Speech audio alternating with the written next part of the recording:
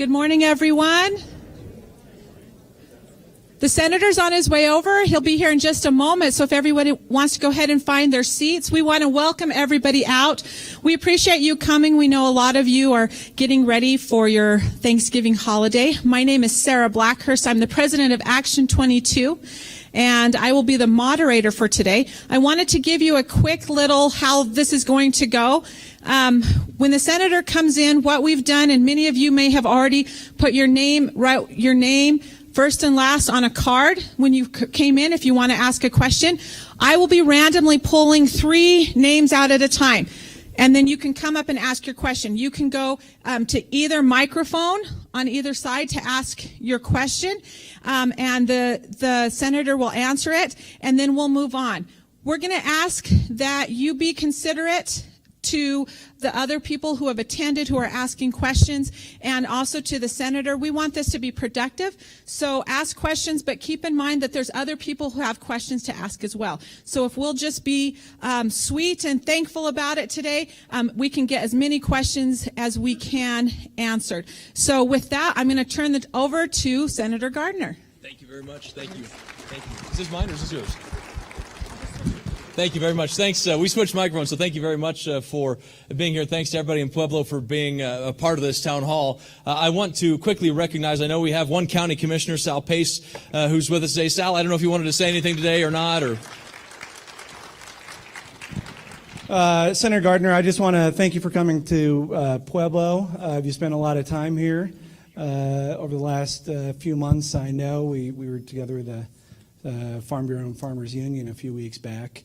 But as a Democrat who's been elected to a lot of Democratic, a couple Democratic offices, I just appreciate your friendship and your time coming to Pueblo. You've always been good on renewable energy and helping out with Southwest Chief and railroad issues and a whole host of issues. So thanks for coming here. We really appreciate it. Thanks, Commissioner. Thanks for your leadership. Thank you. Thank you. Just wanted to, again, thank you, and just thought I would start out by talking about a few of the current issues, talk about some of the committee work that I do, and then spend the rest of the time taking questions and a great question and answer session, if you don't mind. I serve on 4 different committees in the United States Senate. I'm sure most of you know that. I serve on the Commerce Committee. Why is that important to Colorado? Has jurisdiction over 2 things that are very important to the state. Has jurisdiction over aerospace. Colorado is one of the highest aerospace jobs in the country. In fact, we're second only, I think, to California in terms of the total overall aerospace jobs in our nation. So this committee has jurisdiction over NASA and a number of other aerospace aviation areas. It also has jurisdiction over broadband issues. And so things like rural broadband deployment we've been very active in, and I hope we get a little chance to talk about rural broadband deployment efforts today. I serve on the Foreign Relations Committee, where I chair the East Asia and Pacific Subcommittee on Foreign Relations Committee. So I've been spending obviously a lot of time addressing issues relating to North Korea. And today, I don't know if you saw the news, but it was breaking news that North Korea has now been redesignated as a state sponsor of terror. I think this is the right decision to make after the death of Otto Warmbier, directly at the hands of Kim Jong-un. I think this is the right decision to make, and look forward to achieving our number 1 goal as it relates to North Korea, and that is the peaceful denuclearization of the North Korean regime. I also serve on the Energy Committee, spend a lot of time working on both renewable and traditional energy issues, as well as this committee's work on water through the Bureau of Reclamation and the Bureau of Land Management agency within the committee's jurisdiction. I've been leading the fight to get the Bureau of Land Management out of Washington, D.C., and relocate them into the West, where 99.9% of their acres reside. And finally, I serve on the Budget Committee, which basically has jurisdiction over budgetary issues and the 1974 Budget Act. This morning, I wanted to just briefly talk about a few things that are very important, and particularly in light of some reports this last week. I know many of you in this room, and I think I saw at least one hat over here, are veterans. And I want to thank the men and women in this room who have served their country. And last week, we celebrated and observed Veterans Day. And so thank you for your service. I had an incredible opportunity to be with a gentleman by the name of Donald Stratton last week in Colorado Springs. Some of you may know Donald Stratton. Most of you probably don't. Donald Stratton is one of the handful of remaining survivors of the December 7th, 1941 Pearl Harbor attack. He was on the USS Arizona. And at times like this in our country, where we're worried about national security, we're worried about what's happening to the future of our country, I'm reminded of the great men and women in this room, people like Donald Stratton, who've stood up time and time again for our country. And after he shared his story with me, he said one thing. I looked at him and I said, Mr. Stratton, I don't think I could have never done what you did. And his response was, well, Cory, everybody's got to be somewhere. And I just thought, what an incredible attitude this gentleman has. And it was contrasted, though, later in the week when we saw an Inspector General report from the Veterans Administration about the fact that once again we have veterans facilities in Colorado that are using secret wait lists. In this case, the Inspector General report that I had requested, the investigation that I had requested some months ago, resulted in a finding that they were using secret wait lists when it came to issues particularly related to mental health and post-traumatic stress issues. And so I'm going to be working on legislation that says, you know what, enough is enough. We had the Veterans Choice Act that gave veterans the choice to go to private care providers outside the 30-day window or the 40-mile rule. I'm going to introduce legislation that says you can make that determination today. You can make that determination now. And if you live within 40 miles or out of 40 miles or 30 days or not 30 days, it doesn't matter. You can get the care that you have earned that this country promised you, and we need to make sure that happens now. So that's what we'll be working on. Also hope that we'll have some time to talk about tax relief and tax reform. And obviously the Senate has a bill that's different than the House. The House bill passed last week. The Senate bill went through committee debate this previous week, just last week, and will be going on to floor debate later after the Thanksgiving period is over. But I hope that we can focus on the most important part of that bill, and that's the desire to grow this economy. That's the desire to put more dollars in the hands of working class families, hardworking families across this country, to grow their wages, and to do so in a way that we know can create the kinds of opportunities that people will and do deserve in this nation. For far too long, workers across this country have seen their wages not grow. They've seen stagnant wages. And I believe with the right kind of tax relief and reform, we can actually see real wage growth occur in this country again. That's one of the most incredible things that we have before us, is to create opportunities to see wages grow and to see opportunities grow and to put people back into work that are higher paying jobs. If you live in Pueblo County, the weekly wages in Pueblo County are about $500 less a week than the statewide average. I believe we can grow this economy, we can get jobs created in Pueblo County, and we can get people back into earning salaries that they'd always hoped they would. So with that, I'm going to turn it over, and we'll go to our first question. So I'm going to go ahead and read out the names so you can come up, and then we'll take turns. So Kristen Castor. It's Kristen. Leslie Cates. And Alvin Rivera. All right, please. Is it Kristen? Is that right? Yes, my name is Kristen Castor, and to confirm that I am your constituent, I live at 3124 Fairmount Lane here in Pueblo. I've actually got 4 things, but I'll only ask one in deference to everyone else. How will you protect long-term care for people with significant disabilities, and this means the right to live in the community, when this budget proposal reduces spending so drastically? I mean, Medicaid is expensive, and I'll be honest about that. It is. But it's also real. It pays for what it costs. So what are you going to do? We're not going to go back into nursing homes. I can promise you that. Yeah, so thank you very much, Christine, for the question. And one of the things that we've got to do is make sure that we make things like Medicaid, Medicare, stable long-term. Long-term stability is very important to them. I'm very concerned with some of the challenges that we've seen right now within Medicaid, some of the growth that we've seen in healthcare spending, that stability can be in question right now. And so we have to work to make it more stable. I'd also like to see a healthcare system that actually expands to pick up people by a growing economy, people who perhaps were in the Medicaid expansion group, that were able-bodied adults without children, who may be able to find better paying jobs that have better paying benefits or better benefits that they truly need to help make ends meet for themselves, to find their personal needs and the needs of their family. And so when it comes to Medicaid long-term care, there's a number of things that we ought to be doing. We need to make sure that the states have the flexibility they need to provide the answers to their state's citizens, the way their Medicaid program runs. I served on a panel years ago that was addressing state waivers and how the state could try to better get flexibility that they were looking for when it came to managing portions of their federal dollars that better fit the needs of the state. That's one way. I think we have to make sure that we look at the budget in the context of, is it going to be and will it be long-term stable? And long-term stable financially. And I think there's some questions to that right now. So I hope that we can find ways, bipartisan, nonpartisan in fact, to bring that stability that we need to provide that long-term care. I was at a skilled nursing facility in Akron, Colorado yesterday.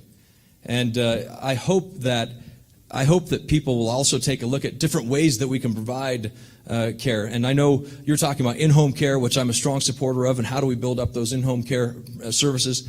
But this was a new way to look at a skilled nursing facility. And there's just different ways to think about it than we have in the past, and I hope that we'll continue to look for new opportunities to provide and continue to provide better care. Mr. Rivera?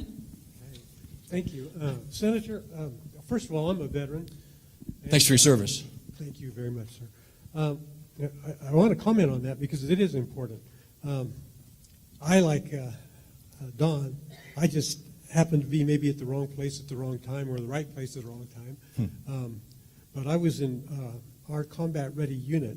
The 82nd Airborne was in Florida bivouacking during the Cuban Missile Crisis. So you never know where you're going to be when situations occur. But I want to talk to you today, Senator, because I think you are one of the most important Senate leadership roles in the Congress. And I just want to know, why are you allowing your fellow Republicans to continue to support measures that are likely that have come out of the Senate on the tax measure, which is clearly going to hurt so many people? The next thing was considering reversing Obamacare, that is clearly a major plus for most people. And then the last is your silence on the issues that deal with Dreamers and immigration issues. You can talk about any of those, Senator. Yeah, thank you for that very much. And thanks, Mr. Rivera. And I don't think I've been silent on the issue of Dreamers immigration at all. In fact, I've co-sponsored the DREAM Act along with Michael Bennett and Dick Durbin and Jeff Flake. So I'm on the bipartisan DREAM Act legislation to try to fix that problem as it relates to that challenge as it relates to our dreamers, and certainly look forward to a bipartisan fix. I think we have an opportunity to do something good for this country, and that's going to be very important. So I support the legislation and have been on the bill as a co-sponsor now for some time. I think that we have to have an overall immigration solution to this country, and I look forward to finding bipartisan ways to do it. We have 12 million roughly people in this country without documentation. About 40% of them are here came to the United States on a legal visa, but overstayed the visa. The system just wasn't equipped to address what happens after the visa overstay occurs. So there's lots of things that we can do on immigration, and certainly very, very pleased to join my colleague Michael Bennett from Colorado on the DREAM Act itself. As it relates to the two questions on tax relief, I actually think tax relief will help grow jobs in this country. I believe it will make a big difference in terms of our economic growth and the economic well-being of people in Pueblo County and beyond. In fact, if you look at the Council on Economic Advisors, what they have said is that this could result in Colorado, I'll use the 3rd Congressional District as an example. The 3rd Congressional District, which includes Pueblo, Colorado, but a lot of the western slope of Colorado, the CEA estimates that wages could grow as much as $3,400 in Colorado as a result of portions of the tax bill.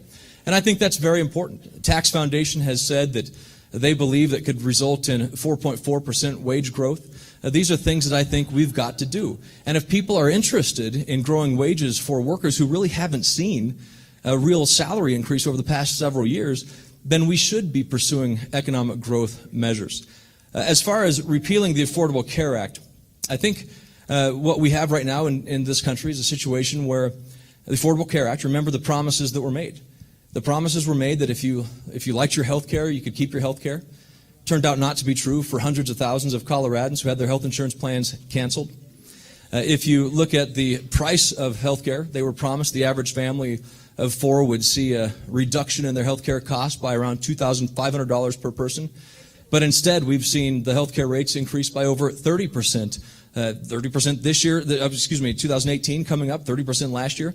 We can do better, and that's why I think we should put in place of the Affordable Care Act something that's going to work to lower the cost of health care and increase the quality of care. As it relates to the tax bill, what you may have been talking about was the considered language that would eliminate the individual mandate of the Affordable Care Act. This is the least popular portion or provision of the Affordable Care Act, and what it simply says is you have the ability to choose whether or not you want to buy your insurance or not. Ms. Cates? Ms. Cates?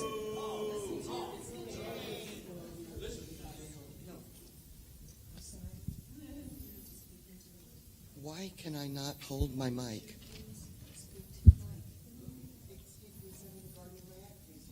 We hold the mic, I'm sorry. How symbolic is this? I can't even hold my own mic.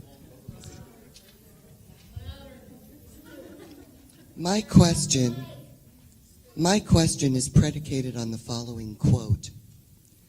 I see in the near future a crisis approaching that unnerves me and causes me to tremble for the safety of my country.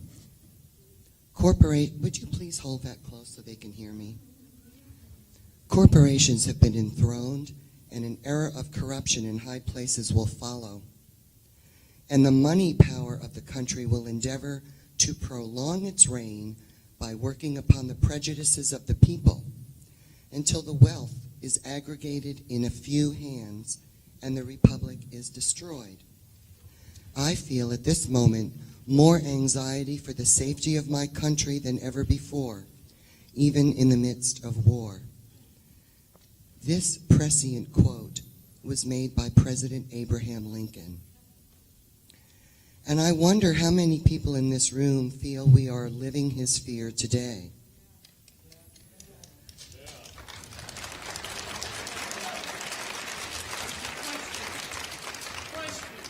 So in accord with his view, Pueblo County voted to overwhelmingly support Referendum 1A, which stated, do you want to instruct Pueblo's congressional representatives to propose and support, and Pueblo's state legislators to ratify an amendment to the United States Constitution to establish that the inherent rights of mankind recognized under the United States Constitution belong to natural human beings only and not to legally created entities such as corporations, and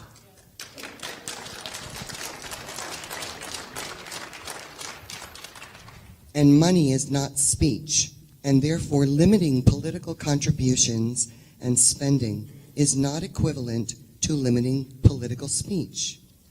So my question to you, Senator Gardner, is what have you done to fulfill the mission that our county instructed you to do? Yeah.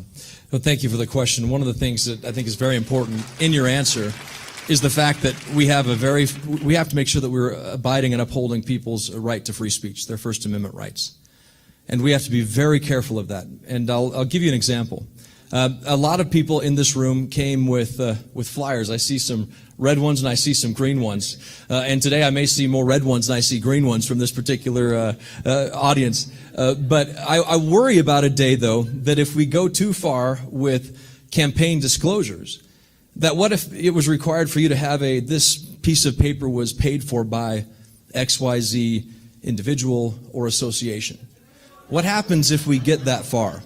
And so I think we should have more free speech and not less free speech. And I think when it comes to the activism that we've seen over the past year, it's been very good. And I've been encouraged to see the level of activism that we've seen. But I want to make sure that we're not putting in place prohibitions or restrictions on free speech. I don't know that the campaign finance laws of the past several years have actually accomplished what people thought they would accomplish. In fact, I think they've created some significant challenges where candidates and campaigns don't really run their campaigns, other organizations do. But I don't know that the answer is to say less free speech, maybe implicit, at least in the question that I heard from you. I think we need more free speech.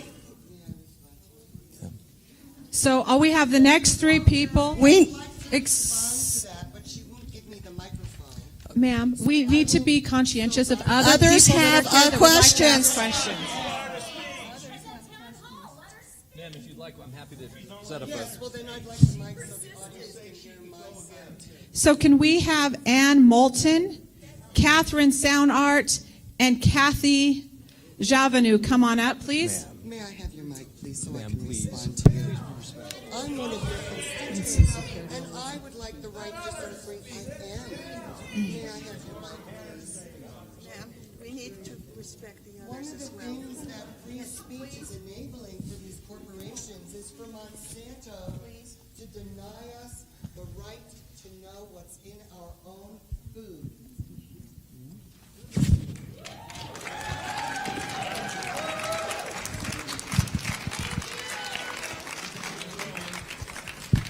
Is Kathy Javanu up here? Oh, Pointing at me rather than sideways. Because Where are we going? Javanu. Kathy Javanu right behind you. Kathy? Oh, wait, I'm sorry. What's your name? Can you say what your name is for us, please? Ann Moulton. Very good. Ann, thank you. I have a general question, but it applies to so much of the argument between the two parties. There is usually, if people work very hard, a balance between 2 points of view. And so I'm asking you to give me an answer about how you make decisions. Whether it's the environment or where we send troops or how we handle money, there is, from the conservative point of view, an attitude that if we have less rules and less controls, that things will be done better. And unfortunately, I'm cynical enough to believe that people who have something want to keep it. People who have money want to keep it. People who want to be able to develop something that maybe doesn't benefit the environment. They want that because they want what they want, you know? And the rules that we create for the EPA or for even how we go to war are created based on people sometimes wanting to keep what they keep. And how do we have the right amount of rules, not excessive, but the right amount of rules so that the people who are trying to accomplish something can do so? I know that's a very general question, but it applies to everything. And my personal belief is if the two parties were truly working together, truly working out things, that our country would be in much better shape than trying to keep what you got. Yeah, thank you. Thanks for the question. Ann, right? It was Ann? Yeah, thank you, Ann. Just to kind of give you a Colorado perspective, Senator Bennett and I work extremely well together. A Democrat and a Republican who work very, very well together. We co-sponsor a number of bills together. In fact, we've recently introduced legislation that would say members of Congress can't become lobbyists. We would ban members of Congress from going back and lobbying their fellow colleagues, their previous members. We've introduced legislation together that would say that if there's a budget, if there's a shutdown of government funding, like the government shutdown, that members of Congress can't go home. They actually have to, they can't pick up their sticks and go to their own corners. They actually have to stay on the floor or near the floor to get the work done, and they will be arrested by the sergeant at arms if they fail to do their job. So that's the kind of thing that we're working on together. But I hope that we're setting an example of bipartisanship. And I hope that we're setting an example of what a Republican and a Democrat can do to work together. In fact, I remember it was Chuck Schumer here several months ago, maybe even last year. He came to the floor. Michael and I were talking about an issue in the well of the Senate, and he came up and he kind of just sort of stormed right by me, started talking to Michael, and Michael kind of glared at him a little bit. And Chuck realized, Senator Schumer realized what he had done, and so he kind of backed off and he looked over at me and he looked over at Michael and says, "Oh, I'm sorry, you guys do your Colorado thing," and then he walked away. And so I think it was just a sign that people starting to recognize that we can do things differently, and I hope that works. So to answer your question about how then I process these bills, first of all, it's a constitutional question, right? Is it something that the Constitution says the United States can't do? The constitutional question, legitimacy, legality. and then making sure that it comports with what I believe is that rule of law in that area, and what I believe will help the people of Colorado. And what helps the people of Colorado can be fleshed out by the people's voices, by the letters, the emails, the phone calls we receive, the town halls that we've held, the round tables that I hold, the teletown halls, and then conversations with people from around the country. So that's all goes into that decision-making process. Committee hearings and other things are very important as you hear from both sides of an issue how something should work. Thank you. Kathy Javanu, and I apologize if I'm mispronouncing your name, so will you say it again for all of us? You did just fine. Thank you. It's Kathy Javano. Senator Gardner, when a similar tax reform plan was undertaken under President Reagan, the 80% of the tax savings went to the top 2%. And the tax savings being sent overseas with a resulting recession and $1 trillion dollar deficit. Reaganomics has not been proven to work. Under the current tax plan,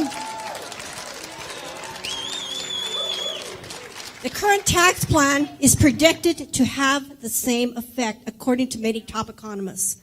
Will you commit to not vote for this type of giveaway to the rich and take away from the poor, as very evident in this community? And if you don't commit, why not? Thank you. First of all, I think the tax relief package, while we are still working on it and it's being debated and it will receive debate on the floor, I think that in general, it's heading the right direction. And I think it's going to be very important that we vote for a tax relief bill that will ease the burden on American working families. Let's just talk a little bit about this bill. Right now, it's about 7 out of 10 Americans who take a standard deduction, meaning they take the standardized deduction, 7 out of 10 Americans. It's estimated, I've seen this under the House bill.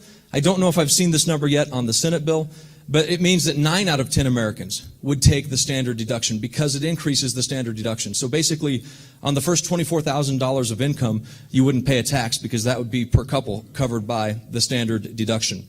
And the numbers that I have given you through the Tax Foundation, I think talk about it. So in fact, let me just show something I think that's kind of illustrates this point. That's right, it's chart time. So if you didn't want to see them, I apologize. So in 2011, in the 2011 State of the Union address, President Obama talked about the need to cut corporate taxes. He said that people on both sides of the aisle could agree that we should cut corporate taxes. That's what President Obama said in his 2011 State of the Union address. And he said if you have enough lawyers and accountants to get around it, then you're not paying the high taxes. But most people don't have lawyers and accountants that they can afford. So we need to lower taxes because we had the highest corporate tax rate in the world, industrialized world. Now, let me just show this from you. This is from the Council of Economic Advisors. If you look at the highest statutory tax rates in America, around the globe today, highest statutory tax rates around the globe today, the 10 highest statutory corporate rate countries have wage growth of less than 1%. As I mentioned, the United States is the highest corporate tax rate in the industrialized world. If you look at the lowest statutory corporate rate countries, the 10 of them around the globe, they actually have wage growth that is 4%. And so I think what economics show us is that we can actually grow wages as a result of people being able to keep more of their own dollars in their own pockets.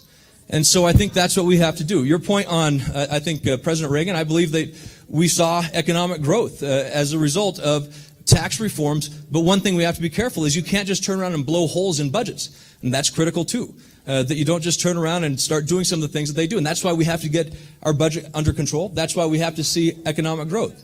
So according to some analysis, the tax relief bill would grow our economy by 3.7%. Now, if you look at that number, that will more than pay for the deficit that is being projected. So I hope that we can realize in this country that we all are together on wanting higher wages. Now, a question for all of you. How many people believe that we could grow wages by increasing taxes? Raise your hand. Increasing taxes. Raise your hand if you think increasing taxes. All right. So I think right there it shows that a lot of people don't agree that raising taxes will result in wage growth. Catherine Soundhart. Please, may we have your attention, please? Allow this lady to ask her question. Catherine Sonart, my in-laws came over from Russia and Germany at the time during the war and to Ellis Island, and their name was changed by those at Ellis Island. My question is, you say that you are for renewable and old-time energy. There's been recently a spill in the Keystone Pipeline of thousands of barrels of oil. At what point are you going to stop being in favor of oil and gas and coal and move directly to solar and wind and other renewable sources that aren't messing up our water and our kids and their brains and the mess in this country? And don't tell me it's for jobs in the oil and gas industry. That's BS. They can get jobs in renewable energy. Amen.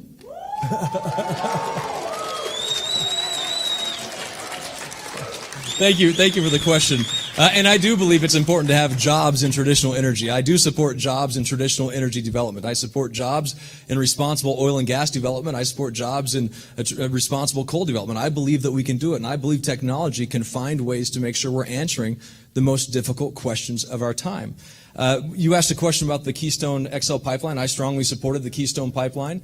If people want to get to the bottom of what happened, they should hold them accountable. They should find out what happened, and they should make sure that it never happens again. And that's why I hope there's a full investigation to stop that from happening. But again, if you look at the tax bill, you talked about my support for renewable energy. The tax bill in the House would reduce the production tax credit on wind energy. That's the House tax bill. I opposed that change. I supported the Senate language to keep the production tax credit in place at its full level because I do support renewable energy, and I will continue to support renewable energy. So the next three names: Candy Frank, Brian Jackson, and Glenda Thorpe. Will you come up?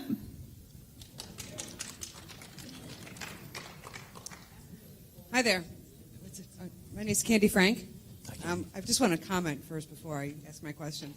You're talking about free speech rights, and I'm seeing people escorted out of here. There's people in this audience who've been arrested in your office for exercising their free speech rights, so do a little check before you please talk about that.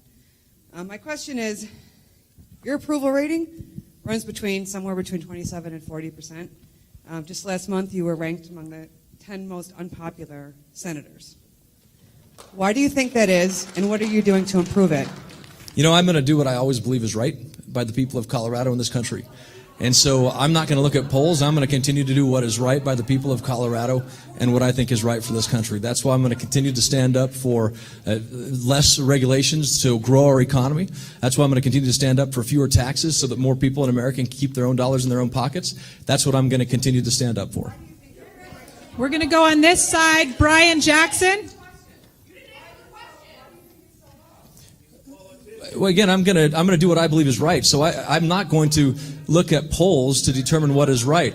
The question was asked how I do what is right. I'm going to do what I believe is right. I'm going to fight for the people of Colorado day in and day out. Mr. Jackson. Good morning, Senator Gardner. Thank you also for thanking the veterans. Appreciate that. One thing that I want to ask you, sir, is that the chemical demill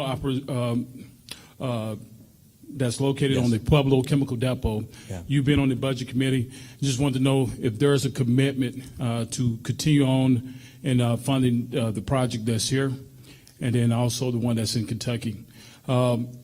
Johnson Island started in the 1990s. It took some trial and error, but they finally got everything right. They were the pilot operation for everybody else. This is my third demilitarization project. The one thing I want to know, do we have that commitment from you to continue to support that operation? Absolutely, you have my commitment to support the operation to make sure that it's fully funded to complete the mission at the Pueblo Chemical Depot. Thank you for your service there. Thank you. And just to add to that, I had the opportunity to visit the depot here a couple of months ago.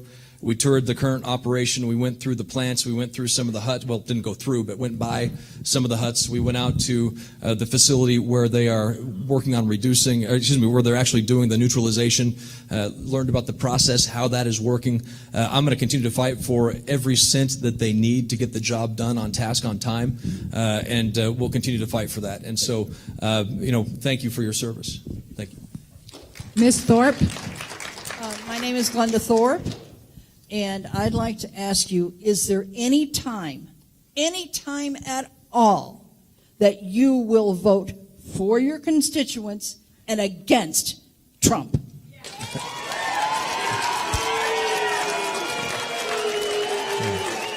Well, again, there have been a number of times where I have voted what I believe is right for the people of Colorado that President Trump did not agree with. And I've voted for a number of times that I will continue to do what I believe is right for the people of Colorado. But I think that what we have to recognize in this country is that not everybody in this room agrees with everybody else outside of this room. And that there are people across this state who disagree. And in fact, in Pueblo County, President Trump won Pueblo County. And so I would just point out that President Trump won Pueblo County. So people are going to agree and disagree. And what we have to do is I hope that we won't just yell at each other, that we can actually start beginning to work with each other. And instead of looking at things perhaps through just a Republican-Democrat lens, that we work on nonpartisan issues as well, that we can find these solutions. And so I think that what we've got to do in this country is find ways to work together. Because if we let these divisions continue, we're in for rough spots in this country. Okay, so the next three folks, Dan Chavez III, George Taft, and Laura Cadillac. And again, I apologize if I've not said that right. So that's Dan Chavez, George Taft, and Laura Cadillac.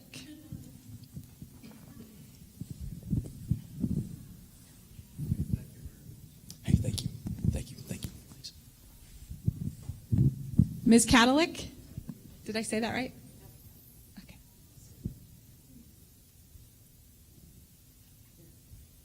Hi, my name is Laura Cadillac. I've been to several of your town halls. I want to ask, first of all, why we got these flyers.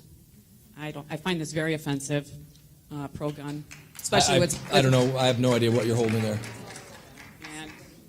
I have no idea. I find that very offensive. You vote with Trump 90% of the time, obviously ignoring what is right for your constituents. We are not stupid, and we will remember how you vote.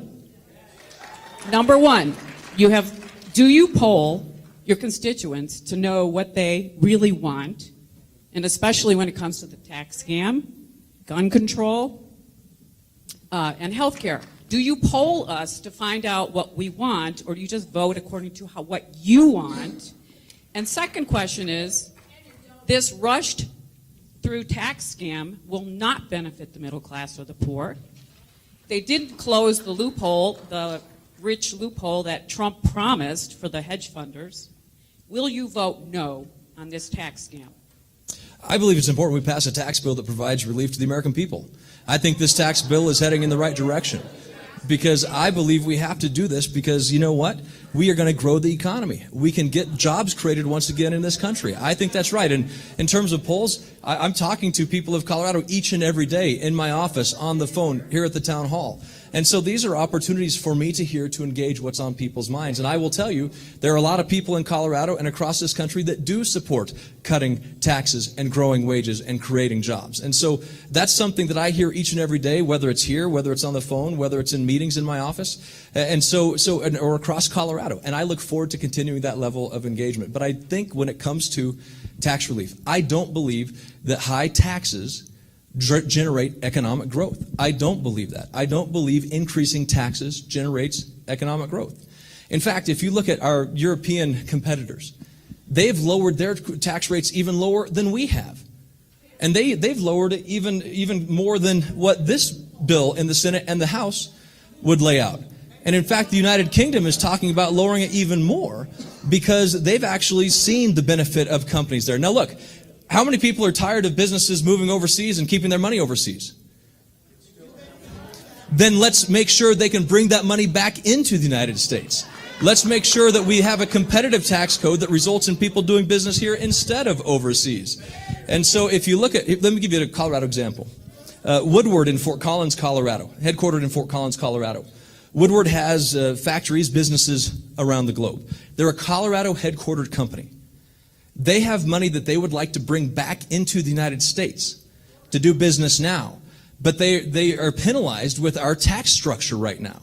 And so they don't bring those dollars back. Instead, they create or look for other ways to keep it overseas. There's $2.6 trillion overseas that we could bring back to generate economic opportunity here. So that's what we've got to do. So that's the opportunity that I think that we have before us. And I hope that we can work together to find solutions on that. Thanks. Mr. Taft? Yeah, my name's George Taft. Cory, I wonder, do you think it's fair that you have a very good healthcare system yourself, at the same time you're trying to take healthcare away from millions of working poor who have minimal Medicaid coverage? Is that fair for you? When I first got elected to Congress, I opted out of the congressional health care plan because I wanted to have the same insurance that people in this country did. And in August of 2013, that health insurance plan was canceled, just like hundreds of other insured individuals in Colorado had their health insurance plans canceled as well. What we have seen in this country and what we've seen in Colorado is health insurance rates increase 20, 30% year after year. I believe we can and we have to do better. I hope we have a bipartisan solution to fix that. But one thing we know is for sure, if we let the status quo stand, it's going to result in higher costs of health care. We've seen the status quo, and it results in higher cost of health care.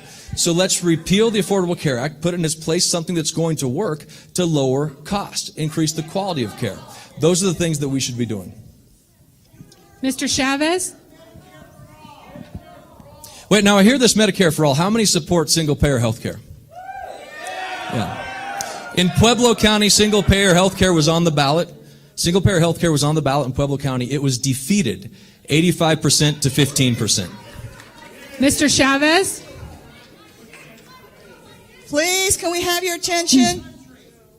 You know, this is my first town hall meeting, and I'm really ashamed to say that seeing all this going on, I've been to a kindergarten class that's better organized than these people.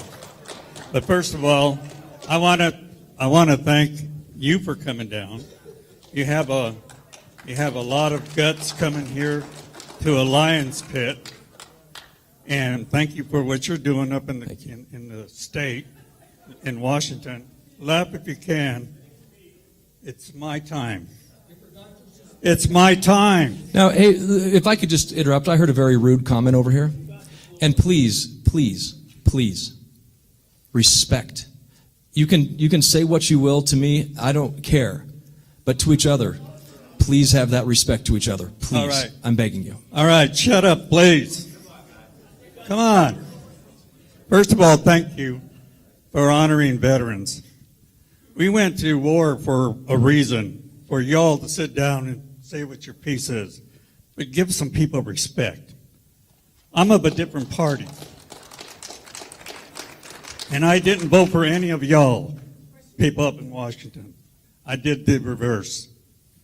But I respect everybody that has everything to say. But please, respect what people are saying. You have an opinion, I agree with you. Leave it alone, please.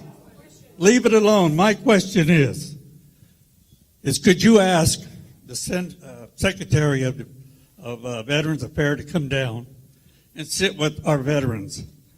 Come and visit us at the VA clinics. We're hurting. We're still hurting. We're always hurting. We need better care. My brother passed away in 2011. He was banned from Denver VA, and he died because he wanted his voice heard.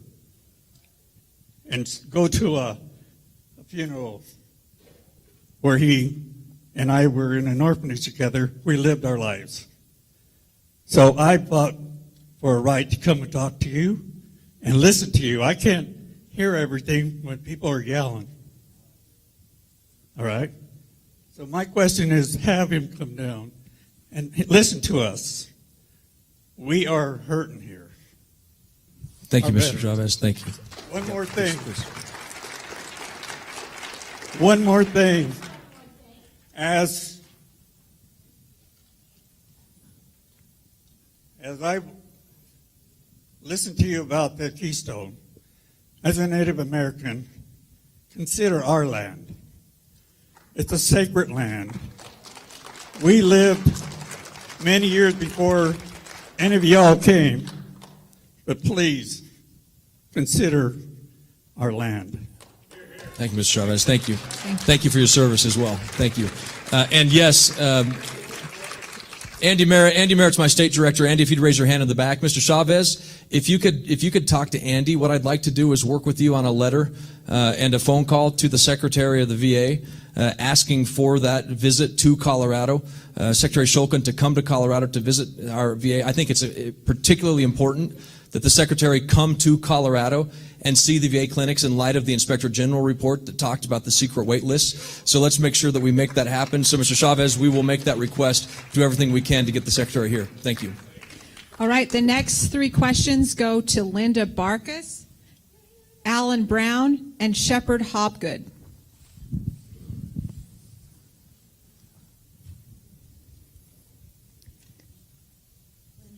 Linda Barkas. Hi, Linda. Hi, Senator. Well, first, I want to thank you for doing this town hall. We've been waiting for a long time. And I want to thank you. I want to thank you for the work that you do for the veterans and for the environment. But the tax bill, I don't think anybody in here would disagree that we need tax relief. But the tax bills that I've seen, floating around in the news are going in the wrong direction. If you were to tax the billionaires, we could wipe out the national debt in 1 or 2 years. We're the ones that need the tax relief, not them. There's been a letter signed by over 400 millionaires and billionaires saying that they don't want the tax cut. They don't need it. They want us to have it. And how can you even think of cutting their taxes when they don't a lot of them don't even want it? And for me, I can really use a tax cut.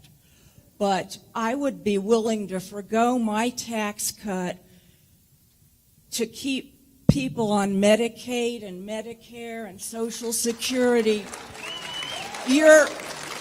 The way you're going to come up with the money for this tax cut is to take money away from them. If that's where the money's going to come from for my tax cut, I don't want it. And so you could be, I don't think you have any idea what a hero you could be, not just to Coloradans, but to the whole country, if you would do the right thing and vote against this tax and maybe come up with one of your own. Maybe get together with, heaven forbid, Democrats and Republicans and come up with a new plan. That Foundation analysis has shown that the average net improvement in household income would be over $3,000 as a result of the analysis they've done so far on the bill. And I think it's important that we do that. I think if you look at the standard deduction changes, the first $24,000 of income, you wouldn't pay taxes on. That's going to help out a lot of people across this state and across this country. 9 out of 10 people are going to be benefited by this, and I think it will result in opportunities to grow this economy. Some people believe it's going to grow the economy by as much as 3.7%. Some people say less. Some people say more. So I think that's what we've got to look at. I also think that, and I want to push back on something you said, this bill does not cut Medicaid. That's what you said. It does not. Now, and I'll give you an example. You know, some people accuse of cutting taxes. If my son is projected to grow 4 inches and he grows 3 inches, He didn't shrink. He still grew. And I think that's some of the confusion that we've seen in this debate over what the budget does and doesn't do. But I'll, again, go back to the fact that President Obama was the one who, President Obama has supported the tax cuts laid out in 2011 State of the Union address.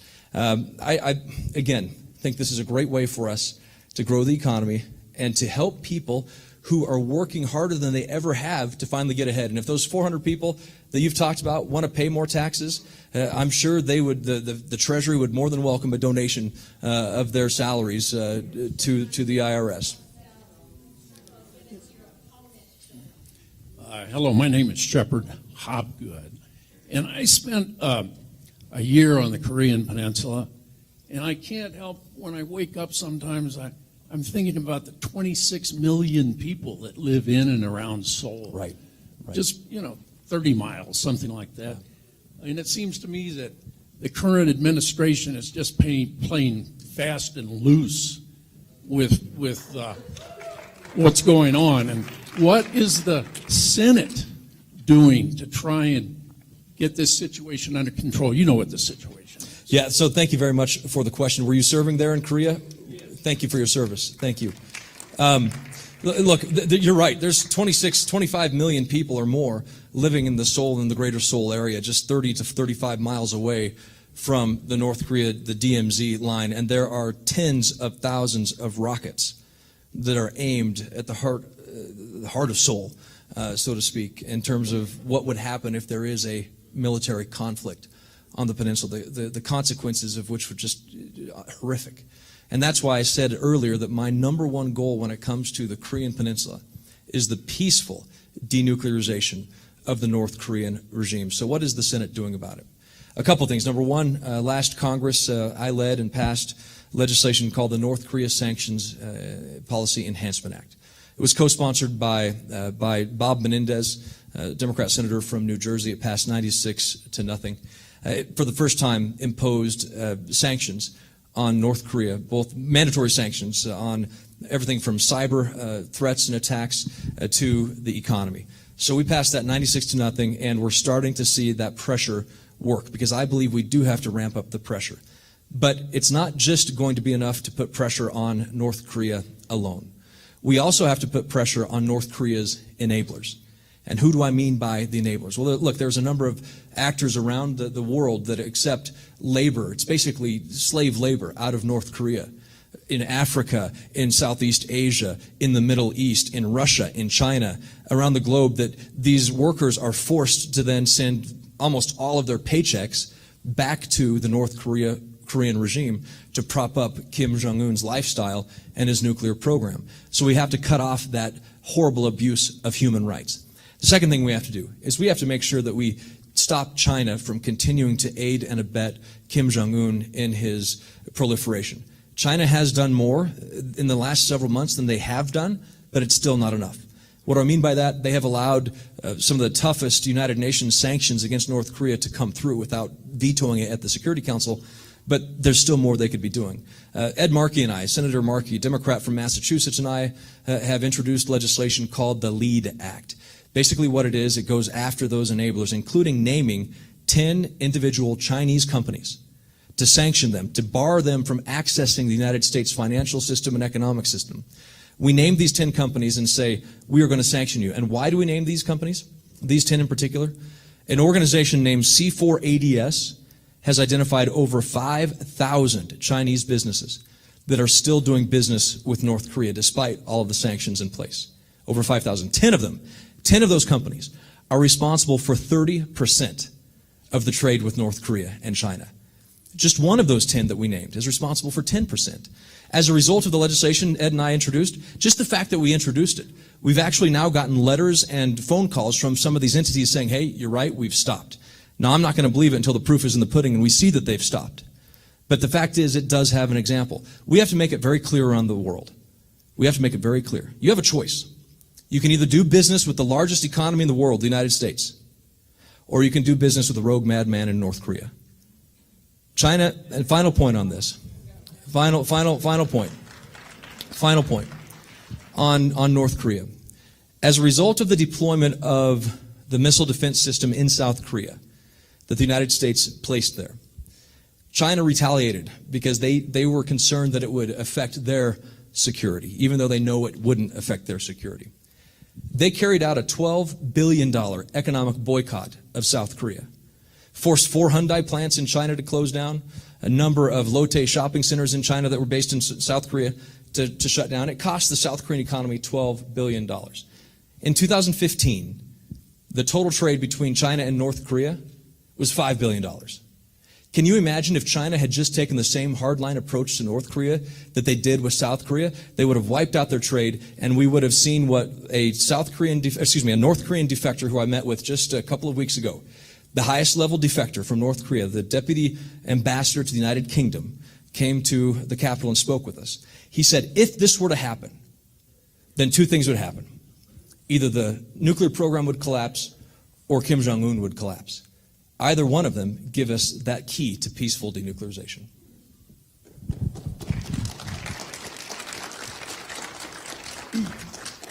The next 3, Carol Tekevec, Barbara Snyder, and Frank Delia.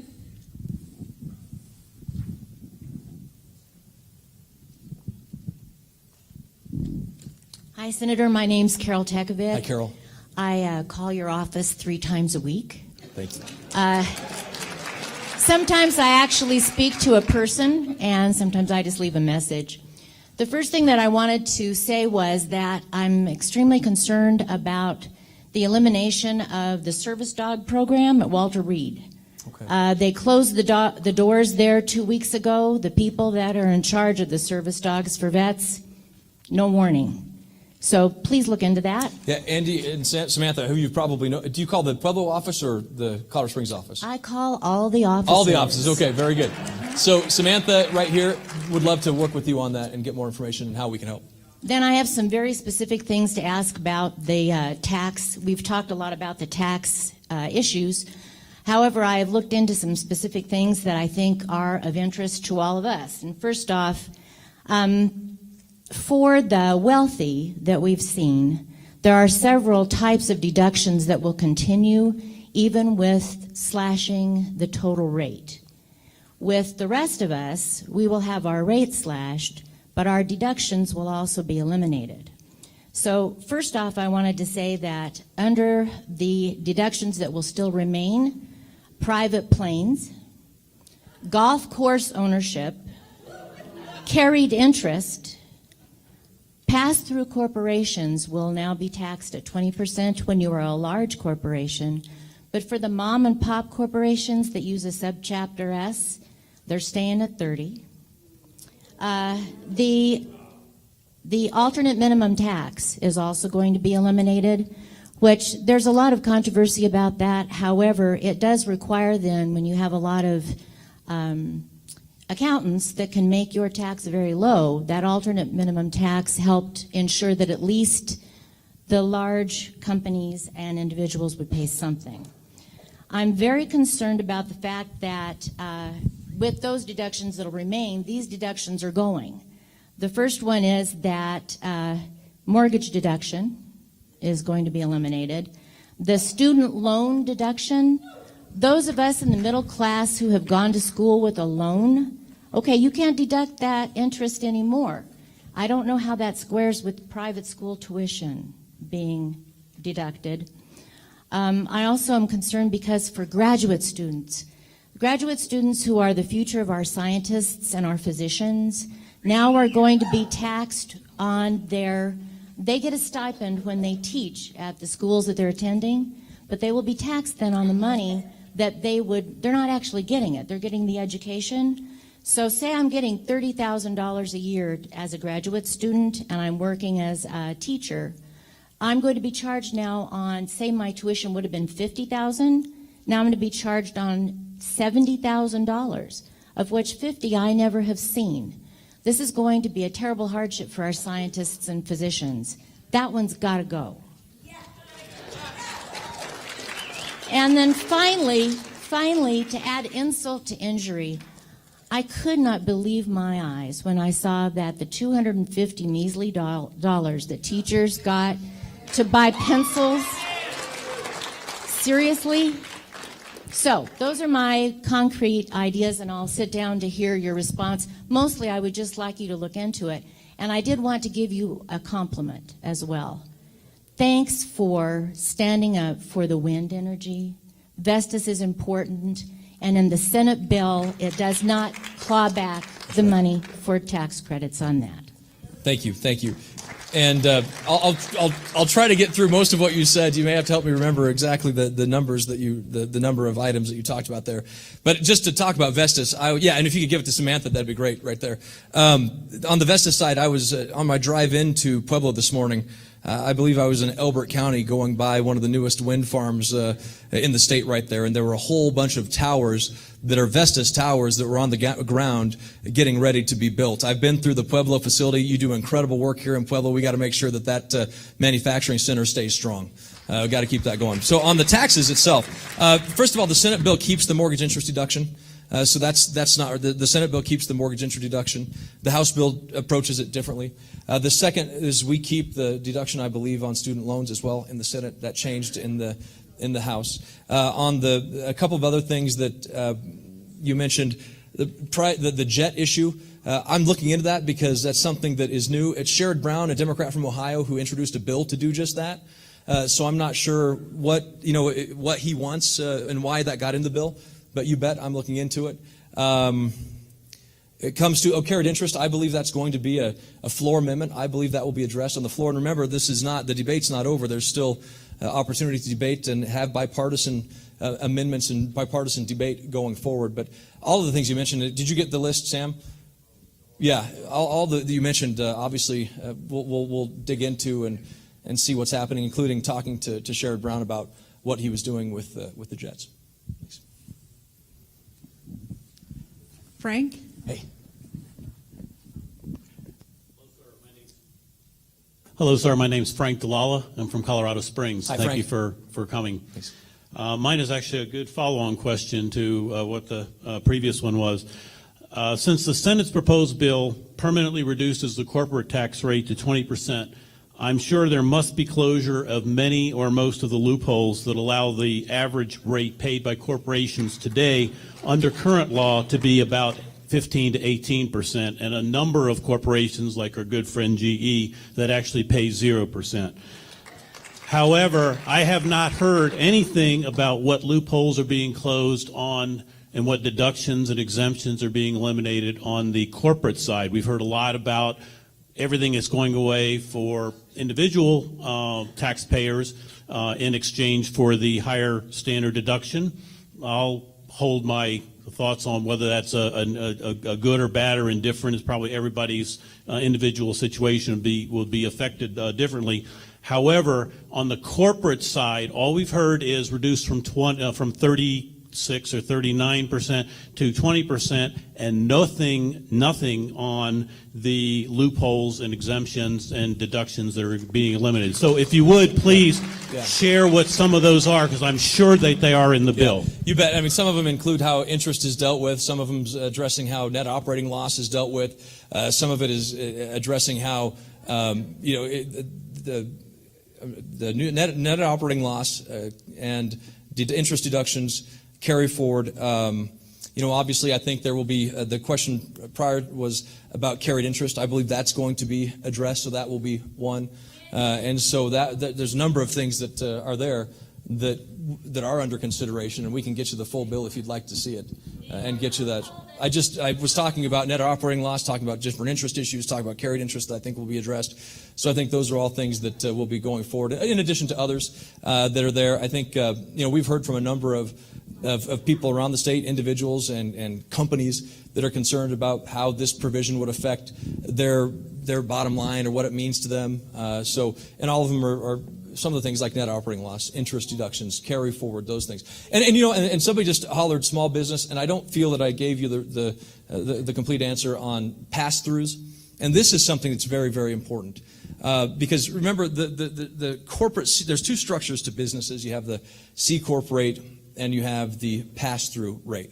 And I kind of look at Main Street businesses, job creators, Pueblo, Colorado, as benefiting from the pass-through tax cuts.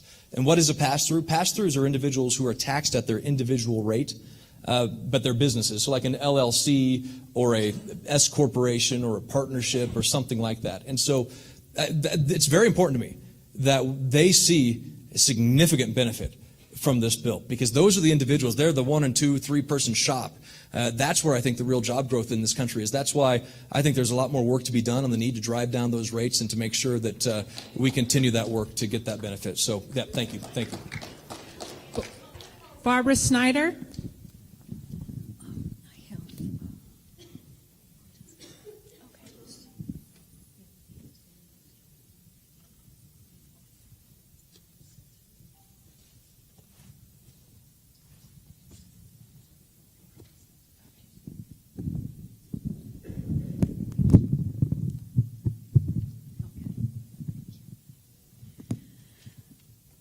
Hi, Senator Gardner. Hi, My Barbara. name is Barbara Snyder, 80829, in case that helps.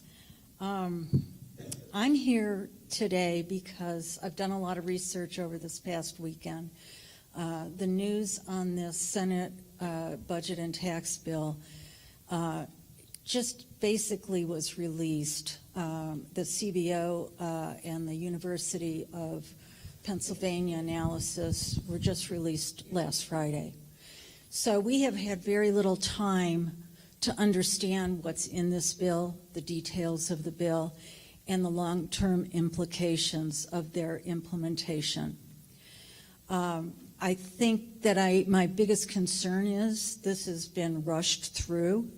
Even the Reagan administration tax reform, that took 7 years to be passed, and a lot of back and forth between Democrats and Republicans to do so. My biggest concern here is that this is an agenda item for Republicans, and it speaks to dog whistle politics that feed into the big corporate families like the Koch brothers and the Mercers, who really want to see us pay for everything ourselves and not have to pay us decent wages. So what I'm seeing here is, you just stated earlier, we can't just blow holes in the budget. And yet that's exactly what this proposal is doing. You also said Medicare will not be cut. But the fact is, you haven't mentioned the pay-go rule that will be triggered if the nonpartisan bill passes with a simple majority, defined as between 51% and less than 60%. My question is, I'd like to know why you support a Senate tax and budget proposal in light of the following facts that I found after spending my entire weekend researching. After being rushed through the House and Senate with very little dissemination of clear information to help the public understand the details and analyze long-term ramifications of its implementation, it's now scheduled for a vote after Thanksgiving. Many Republicans don't like parts of the bill, such as Ron Johnson from Wisconsin, because it hurts small businesses and entrepreneurs. There are other Republicans who don't like it because it will hurt their citizens. It puts American citizens on a budget while fattening corporate pocketbooks, which might as well be called poker books. There is nothing in it that mandates wage increases for citizens, and historically, when tax reform is passed and corporate taxes go down, so do wages. That's exactly what happened after the tax reform bill of 1987.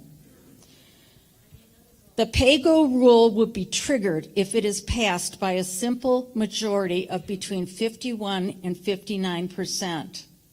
That rule, which was made in 1974 as a budget reconciliation package, mandates that Congress must cover all deficit spending if it passes only by a simple majority. This bill will increase the national deficit by an estimated $1.4 trillion. The annual deficit spending of approximately $136 billion because of pay-go rule must be offset, that means paid for, by cuts to the budget in spending. These cuts are not outlined in the budget proposal, but they include a mandatory sequestration of $25 million from Medicare alone, which you said Medicare would not be cut. It will continue to increase in funding over the years. No. Yes. No, because the pay-go rule makes it mandatory that that sequestration happens, and I think you should examine the facts again to make sure that you have it right. The first year and the rest from other areas, and that'll be the first year, and the rest from other areas of spending like health and human services programs such as Medicaid and Social Security.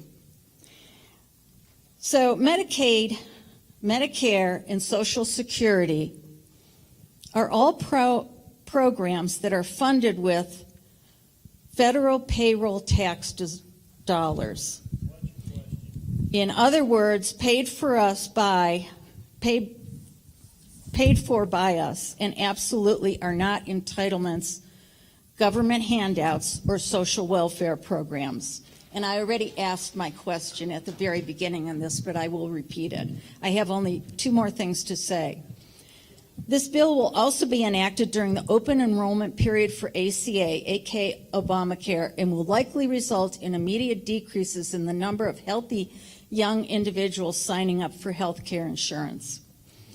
Fewer healthy individuals enrolled in health care insurance means higher premiums for the rest of us, because insurance companies will have a smaller pool of people who are older and more ill that they have to cover.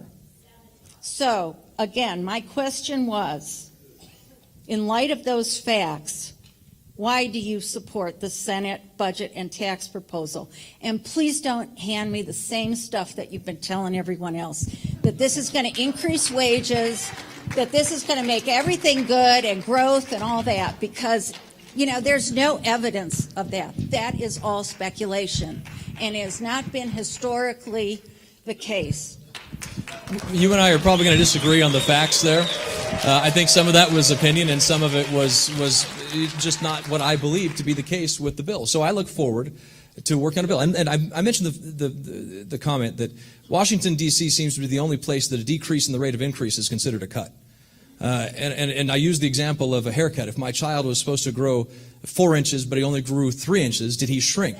No, he grew. He still grew. And that's the same way with this government spending. A decrease in the rate of increase is still an increase. And so I think that's something that we have to recognize. We can offset, though, with growth, and I believe a dynamic and growing economy. Your question on the $1.5 trillion deficit, it's a big concern. That's why I want to make sure, and I've talked to economists, I've talked to business leaders, I've talked to constituents around the state and around the country about what they would do if they saw the kind of tax relief that we're talking about. And they all talk about investing in growing jobs in the economy. And in fact, what we've seen is if the CBO, which has a very low, very, very low budget growth number, is exceeded by 0.4%, this thing more than pays for itself. It'll bring in new revenue to the federal government. And those are issues. So I said that I don't believe that it will result in cuts. And I know people are going to disagree with me. And I know people are going to like to stick to what they want or to see or do. And that's good in this country. But I believe what we have to see in this country is a Pueblo, Colorado, a Pueblo County that sees about $500 less in wages per week than the rest of the state of Colorado, that we can do better. And I believe this is a good start to doing better, to growing those wages. I believe it can, and I believe we have to try to do this so that people aren't stuck earning the same thing they have been for the past 8 years with no real wage growth. So we are nearly out of time. We're nearly out of time, and we have time for 2 more people to ask questions. Carla Hendrickson and Doug Crow. Can we have Carla Hendrickson and Doug Crow, please? And these will be the last two questions.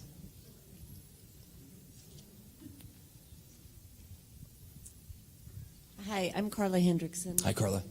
I have the privilege of traveling this wonderful state to where my father lives in Montezuma County. And one of the things that hasn't been addressed today has been the environment. It saddens me. I'm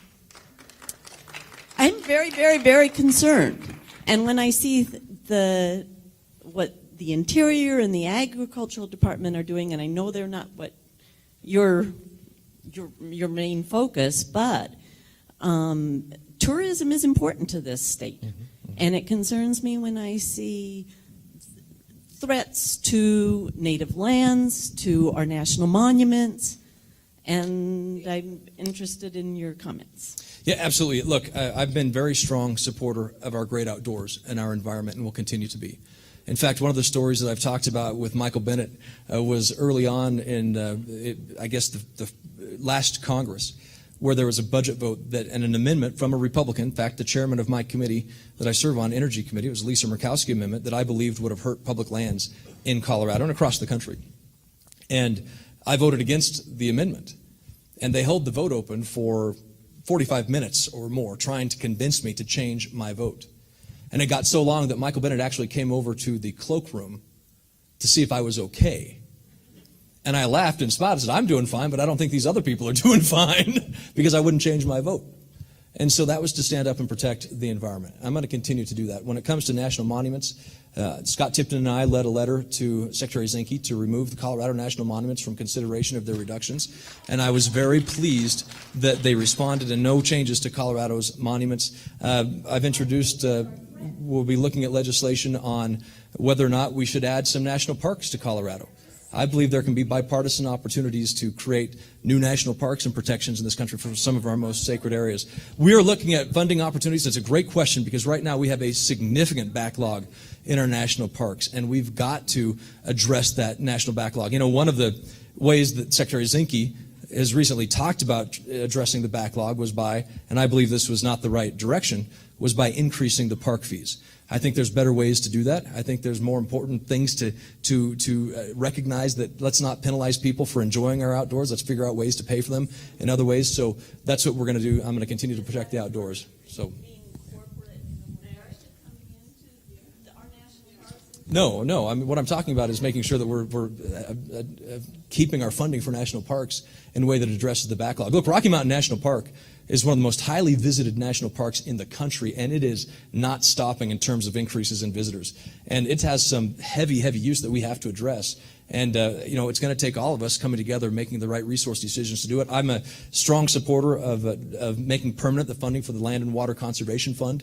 I believe we should, the Land and Water Conservation Fund has protected some of the crown jewels. This is the most important conservation program we have.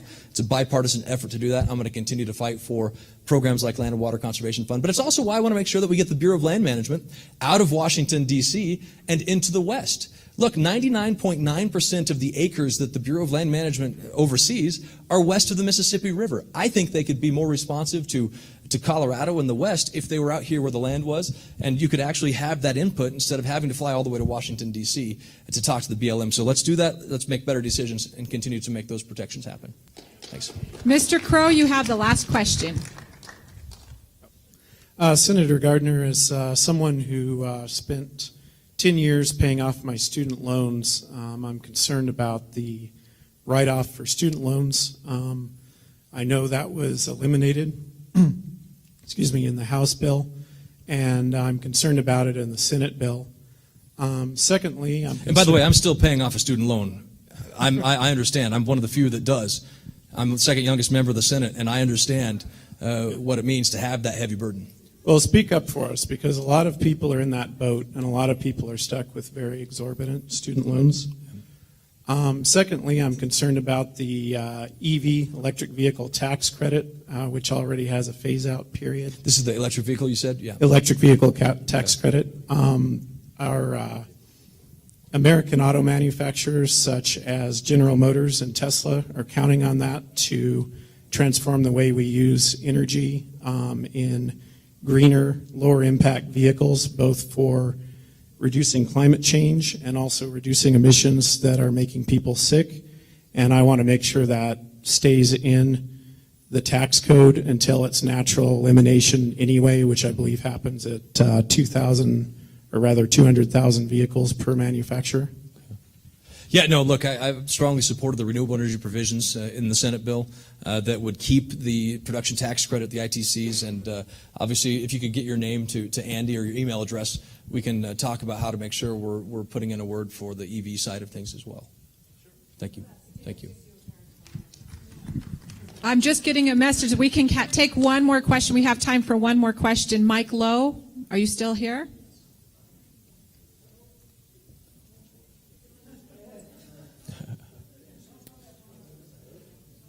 Oh, they did. I'm sorry.